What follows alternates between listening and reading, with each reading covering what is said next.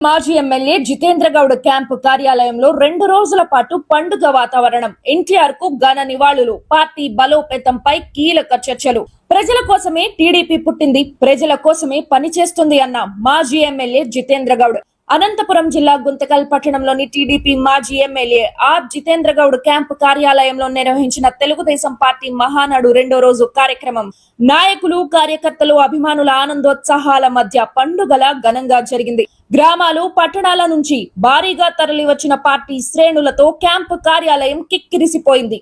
ఉదయం 10 గంటలకే కార్యక్రమాలు ప్రారంభమయ్యాయి. మహానటుడు, టీడీపీ వ్యవస్థాపకుడు ఎన్టీ రామారావు జయంతిని పురస్కరించుకుని ఆయన చిత్రపటానికి పూలమాలలు వేసి ఘన నివాళులు అర్పించారు.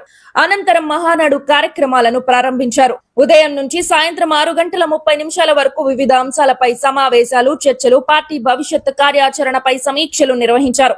ఈ సందర్భంగా మాజీ ఎమ్మెల్యే ఆర్ జితేంద్ర గౌడ్ మాట్లాడుతూ, ఎన్టీ రామారావు పార్టీని స్థాపించిన రోజు నుంచి ఇప్పటి వరకు తెలుగుదేశం పార్టీ ప్రజల సంక్షేమం కోసమే కృషి చేస్తోంది.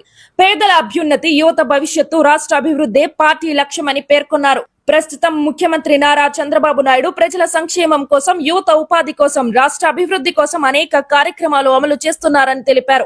ప్రజల కోసం నిరంతరం ఆలోచించే ఇలాంటి నాయకుడు మన రాష్ట్రానికి దొరకడం అదృష్టమని అన్నారు. రాబోయే రోజుల్లో కూడా పార్టీ విజయమే లక్ష్యంగా అందరూ కలిసికట్టుగా పనిచేయాలని కార్యకర్తలకు పిలుపునిచ్చారు. కష్టకాలంలో పార్టీ కోసం నిలబడిన ప్రతి కార్యకర్తే టీడీపీ అసలు బలం. కార్యకర్తల త్యాగాల మీదే ఈ పార్టీ నిలిచింది అంటూ భావోద్వేగంగా మాట్లాడారు. మహానాడు కార్యక్రమంలో గ్రామ, పట్టణ స్థాయి నాయకులు, మహిళా విభాగం ప్రతినిధులు, యువ నాయకులు, కార్యకర్తలు, అభిమానులు పెద్ద సంఖ్యలో పాల్గొని పార్టీపై మరియు మాజీ ఎమ్మెల్యే జితేంద్ర గౌడ్ ఫ్యామిలీపై ఉన్న తమ నిబద్ధతను చాటుకున్నారు.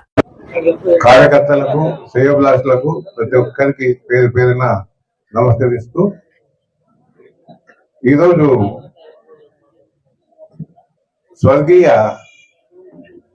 నందమూరి తారక రామారావు గారి జయంతి సందర్భంగా మనం ఈడ పండగ వాతావరణం చేసుకుంటున్నాం. మరి రామారావు గారు 83లో పార్టీని స్థాపించడం జరిగింది. 9 నెలల్లోనే అధికారాన్ని చేపట్టడం జరిగింది. కేవలం ఆయన రాజకీయ స్వలాపాల కోసము, రాజకీయ నాయకుడిగా ఎదగలను రాలే.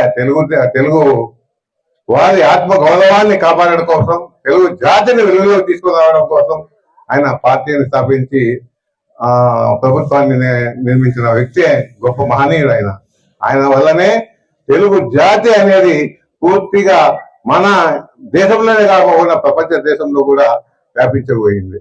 అలాంటి గొప్ప వ్యక్తిని మనం అందరం స్మరించుకుంటూ, ఆయన ఆశయాలు ఏవైతే ఉన్నాయో దాన్ని మనము ముందు ప్రజల్లోకి తీసుకుపోవాల్సిందిగా మీ అందరికీ విజ్ఞప్తి చేస్తా ఉన్నాను. ఇప్పుడు నారా చంద్రబాబు నాయుడు గారు ఆయన ముఖ్యమంత్రి అయిన తర్వాత అదే పాటల్లోనే, రామారావు పాటల్లోనే ప్రజలకు సన్నిహితంగా ఉండి మా రాష్ట్రాన్ని ముందుకు తీసుకొని పోతున్నారు. ప్రజలకు కావాల్సినటువంటి అన్ని వర్గీయుల వారికి కావాల్సినటువంటి సంక్షేమ ఫలాలను అందిస్తూ, అదే విధంగా ఒక పక్క అభివృద్ధిని కూడా చేసుకుంటూ పోతున్నారు.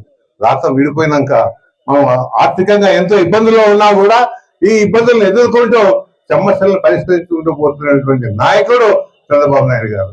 చంద్రబాబు నాయుడు గారు కాకుండా వేరే వాళ్ళు ముఖ్యమంత్రిగా ఉంటే రాష్ట్రం ఎక్కడ వేసిన గొంగలు ఎక్కడే ఉండేది. ఈ రోజు ఆయన ముఖ్యమంత్రి అయిన తర్వాతే అమరావతిని కూడా కంప్లీట్ చేస్తా ఉన్నాడు. అదే విధంగా పోలవరం డ్యామ్ కూడా కంప్లీట్ చేస్తా ఉన్నారు.